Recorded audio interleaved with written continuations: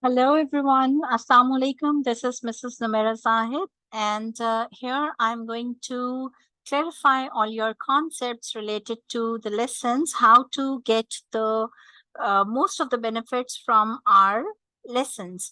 So a lesson can be recorded especially for a specific student, for an individual student, or it can be an online session. So recorded sessions or online sessions, both are the sessions where you are interacting with your teacher. And here the main concepts are actually introduced or clarified. Okay. So the main concepts are described and elaborated. Okay, all the facts are elaborated here. What you need to do, you need to go through the lesson. When you go through the lesson again and again, if it is a recorded lesson, you can go through the lesson effectively without any distractions, without any interruptions. And you need to read or study thoroughly the concept which is introduced in the lesson. Okay, single lesson will introduce a single concept. So most of the lessons are actually based on the topics which are single topics, which are separate topics, and the related lessons will cover up the related topics for that main idea. All right, so you need to read and study thoroughly according to the topic and whatever the concept is taught here. And the third part is you need to do your self-study task. What is your self-study task? Which is mentioned in the lesson. Means after this lesson, you are going to, you have to find out the information about it. You have to write down the answers to this. You need to do the practice, right? So what happens during our lessons, we are actually trying to find out the things which are really very important, because the Academy of Sciences is offering, it is the Academy of Sciences, it is offering all the science related subjects. Like for example, in physics, what is the method to study physics, methodology which is adopted for physics?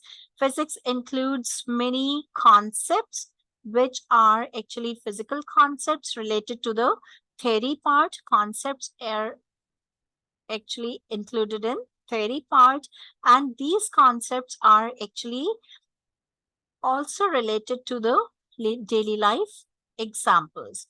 When we talk about daily life examples are also incorporated with that theory part. Okay, and similarly, when we need to start preparation for the examination, so as we know that there are so many question types. What are different question types in physics? There are various question types in physics. For example, we can have MCQs, we have SAQs, we have LAQs. Okay.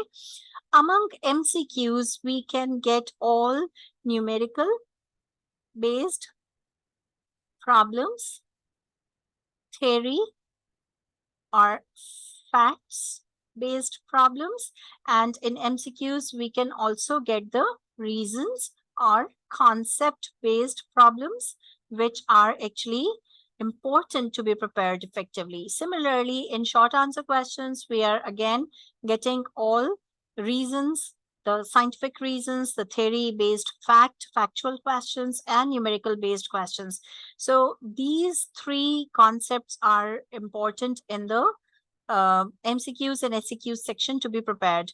For long answer questions, we can be asked to derive. Okay, what kind of examination terminologies we use? Derive or describe. Okay, illustrate or explain. Okay, and we can also use the terminology like, for example, demonstrate. So demonstrate is actually for something, if we are using this term demonstrate, it is used for any kind of experiment. So demonstrate an experiment means you need to do it practically.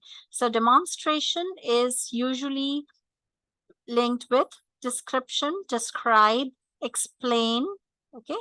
If you are going to describe any experiment, you are going to write it down, you are going to express it in verbally or in your written expression.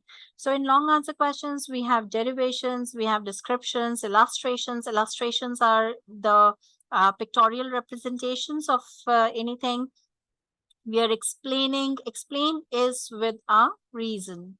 Okay, so there may be some long answer questions which are justifying or explaining the reasons, scientific reasons, proving that it is true. Demonstration, okay, and it may include various laws, various concepts, various experiments,